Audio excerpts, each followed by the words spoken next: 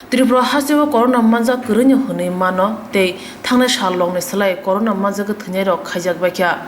Abo Lukurog hojak tongma bai hone Sakha Kwrak salo lotus club bai songjak Swachh Bharat Abhiyan Montri okra Biplob kumar dev aboni bagui hasteni Lukurog hambai reka Montri okra.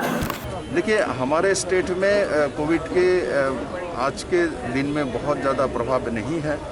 हमारे यहाँ 98.28% recovery rate है।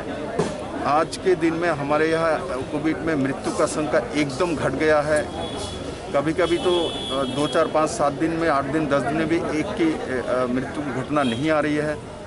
और त्रिपुरा स्वास्थ्य दफ्तर ने बहुत ढंग से इसको मुकाबला किया है। सर्वोपरि त्रिपुरा के जनता ने जागरूकता साथ जो अपने घर में होम आइसोलेशन के माध्यम से खुद को इस बीमारी से मुक्त कराने का रास्ता ढूंढ लिया है, तो वो बहुत बड़ी बात है। आजकल आप जाएंगे तो त्रिपुरा के हॉस्पिटल में आपको इक्का दुक्का ही मिलेगी।